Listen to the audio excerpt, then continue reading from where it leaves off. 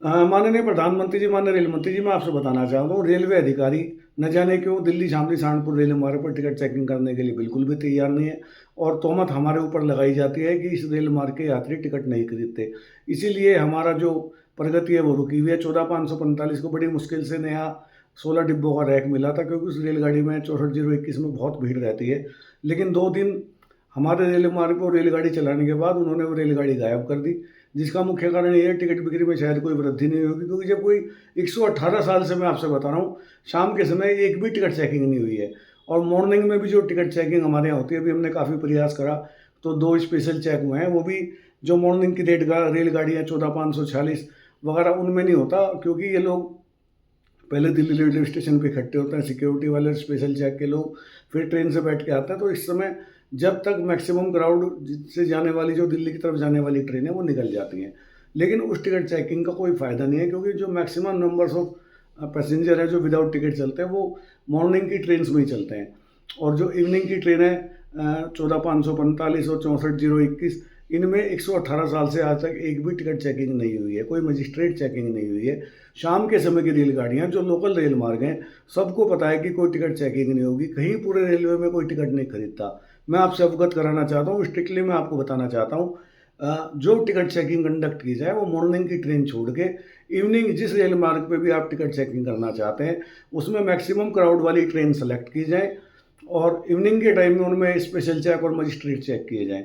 अच्छा, उसके अलावा जो हमारे रेलवे अधिकारी हैं, हमने उनसे कहा था कि भाई रेलवे के अंदर शाम के टाइम बहुत भीड़ होती है, तो आप एक काम कीजिए, स्पेशल चेक में करीब 12 टिकट चेकर होते हैं और करीब 30 के करीब पुलिस की सुरक्षा बल होते हैं, उसमें महिला सुरक्षा बल भी हो।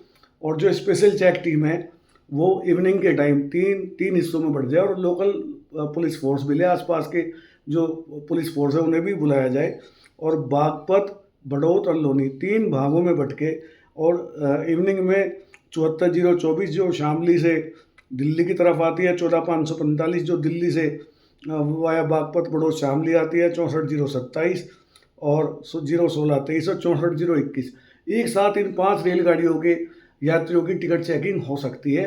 प्लेटफार्म पे इतने लोग उतरते हैं चढ़ते हैं, उन लोगों की चेकिंग हो सकती है, और मतलब एक इस टिकट चेकिंग का कोई असर पड़ेगा। लेकिन जिस तरह की टिकट चेकिंग फिलहाल चल रही है वो एक सिर्फ नामचारा चल रहा है। 2-3 टिकट चेक करने के बाद ये हमारे को टिकट चेकिंग नहीं करेंगे, उसी तरह लोग बुरी तरह दलदल में पिसेंगे।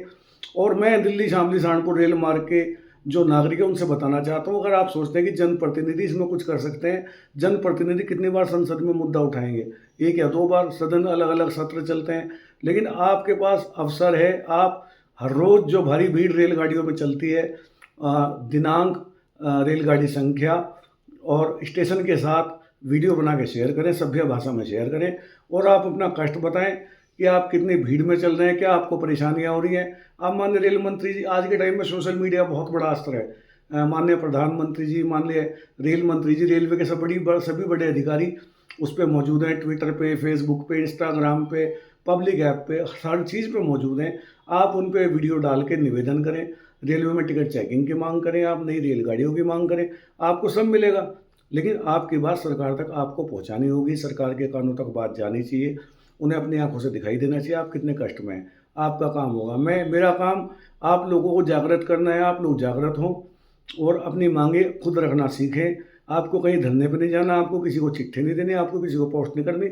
आप सिर्फ सोशल मीडिया पे वीडियो डालिए जो आपको कष्ट है, और सही जो बात है वो आप कहिए। उसके अलावा आप मुझे वीडियो शेयर कर सकते हैं, मैं आपका सेवक हूँ, आपका भाई हूँ, आपके लिए 24/7 मैं तत्पर रहता हूँ। नमस्कार, जय हिंद, जय भारत।